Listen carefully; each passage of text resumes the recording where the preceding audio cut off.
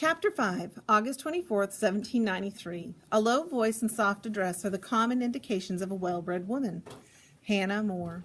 The young lady abroad, or affectionate advice on the social and moral habits of females, 1777.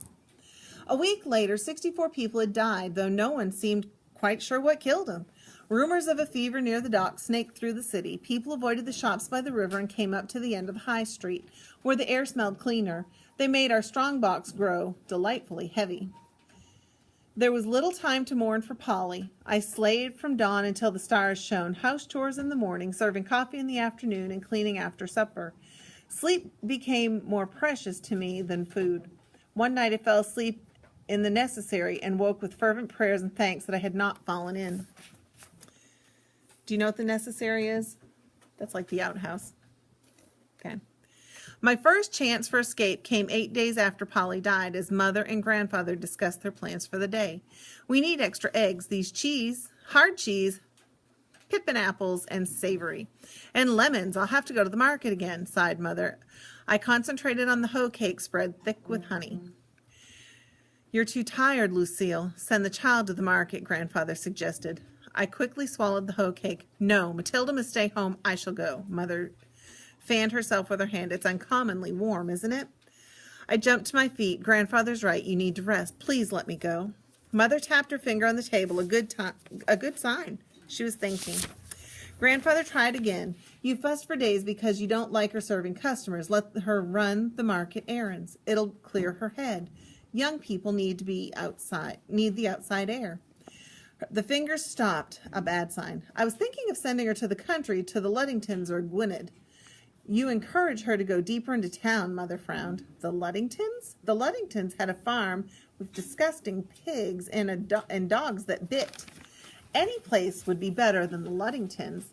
Grandfather fed a cracker to King George. Must you be so gloomy, woman? You see darkness in every corner. Sending her away, your own child? You shock me. The Luddingtons aren't even family. I can't see the wisdom in that. We'll have to consider this at some length, he said, drawing out on his pipe. The considering would take hours. The sun was growing hotter, and the larder stood empty. If I don't go soon, everything will be sold or spoiled, I reminded them. People don't stop eating eggs whenever there's a fever, do they? I had to get her attention away from the farm. The child's right, Lucille. She'll be fine. We must accommodate our lives to fever for a few weeks. But we shan't overthrow our daily routines. It's important that we don't lose our heads. But Polly, Mother started. Whatever took that little imp away, it wasn't a fever. I promise you that, Grandfather said. It could have been a sudden pleurisy or a weak heart. You worry too much, always have. The market is the safest place in town, next to our own castle here. Now let the child get some air. Mother pursed her lips for a moment, then nodded. I'll write a list for you. I know what we need, I quickly replied. Don't shop at any stalls below 3rd Street. Stay away from 2nd Street Market completely, and no rambles today. You go to the market and then you come home. And do not let me hear of you loitering shamelessly in front of the Peel house. I turned so she would not see me blush. Why did it matter if I walked past the Peels? I think we should buy an extra bread at Simmons' Bakery. We're sure to run out again. Good idea, girl, said the grandfather. See there, Lucille, the child minds the shop as well as you. You mustn't be so hard on her. Come here. Maddie, give this old soldier a kiss. I pecked his cheek in the slippery piece of hard candy, and he slipped a piece of hard candy into my hand. I dashed out the door before Mother could change her mind. As I crossed 4th Street, the noise of the market splashed over me like a wave. Here's your lily white hot corn. Get your nice hot corn. Fresh fish for the pan. Raspberries, blackberries, pepper pot, all hot. Make strong, make live long. Come buy your pepper pot. The market stalls stretched for 3 blocks in the center of the street. West Indian women stood by their pepper pot kettles, stirring fragrant stews, while the hot corn girls walked up and down the street. The distant market, someone grabbed my basket and spun me around. I clenched my fist and whirled my face to face my assailant, Nathaniel Benson. My stomach flipped over like an egg in a skillet. I brushed my hands on the apron. Little Maddie's come to market. Are you sure you haven't lost your way? He teased. Nathaniel Benson. He looked much more a man and less a boy than he had a few months earlier. He had sprouted up over my head and grown broad in the chest. Stop, I cautioned myself. You shouldn't look at him as if he were a racehorse for sale. But his hair was beautiful chestnut color. I often walked past the Peels' house, but rarely had I had the chance to speak with him. His work as a painter's assistant required long hours. He was known to stroll past the coffee house from time to time, but Mother kept me busy when he approached. He wasn't suitable, she said. Had no future. Was a scamp, possibly even a scoundrel. Last New Year's Day, Nathaniel had rubbed snow in my face and chased me across the ice. I pushed him into the snowbank, and Mother sent me home in disgrace. The following week, he took me to watch Blanchard's balloon fly away. He thought it would be marvelous to visit Paris. Nathaniel Benson, I cleared my throat. Good afternoon, Nathaniel. Kindly return my basket. Is that all you have to say? You disappoint me. I thought you would send me sailing into the horse trough at least. I guess you respect my new position as a man of the world. You are not a man of the world. You clean paintbrushes. Though for a life of me, I don't know why Mr. Peel bothers with you, and you will end up in that trough if you don't give me back my basket. I paused. Your shoe buckle is missing. What?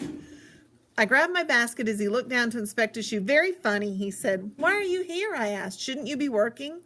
He snatched an apple from my basket and took a bite. The impudence. Master Peel gave me the day off. He has a committee meeting with the mayor and a visit with the banker.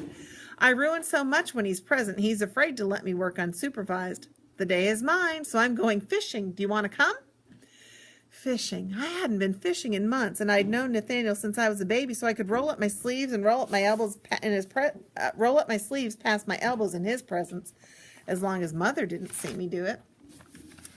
He raised an eyebrow, and his eyes sparkled. Trout? He smiled, and I got a chill. When he had started smiling at me like that, maybe I wouldn't roll up my sleeves. One had to be careful with your elbows and boys. I would fish like a lady with good posture and a demure manner. I could set the eggs in the stream so they wouldn't spoil. Bong, bong, bong. The bell at Christchurch tolled heavily. Why is that ringing? asked Nathaniel. It's not the hour. Bong, bong, bong. A little boy sitting on the cobblestones covered his ears. The chattering marketplace voices hushed as the ringing continued. Every face turned toward the bell swaying in the tower. Another person's dead, said the butcher. He brought his cleaver down, slicing the mutton leg on the table into 2 pieces. The bell rings once for each year the person lived, he explained. 19, 20, 21, counted Nathaniel. The bell stopped. 21 years old. Do you reckon it was a fever victim? Don't you start carrying on about this fever, I warned. When Mother isn't hollering at me about something I've done wrong, she's moaning about the fever. I lowered my voice. Did you hear about Polly Logan? He nodded. Hard to believe, isn't it? I recall you pummeled me once when I stole Polly's doll. I remembered, too. She loved that doll. I turned away so he couldn't see my tears. Nathaniel put his hand on my shoulder. I'm sorry. I didn't mean to make you cry. His hand felt kind and warm. I miss her. I didn't even get to say goodbye. I wiped my eyes on my sleeve and I cleared my throat again. Enough about that. We won't talk about it any more. Suit yourself. Nathaniel stuck his hands in his pockets and stared at the cobblestones, and I balanced the basket on my hip. Conversation started up again started up around us at the last echo of the died bell. Oh, at the last echo of, the bell died. You won't catch anything, I said. Fish won't bite this time of day, Nathaniel grunted. He knew I was right. Well, he started. I must go, I interrupted. There's so much to do at the coffee house. Good luck with your paints. I curtsied awkwardly, stepping into my shift and nearly falling on my face. Nathaniel tipped his hat to me like a gentleman. I tried to walk away with my head held high. I could feel the weight of his hand on my shoulder. Good luck with your paints? Did I really say that? What a ninny.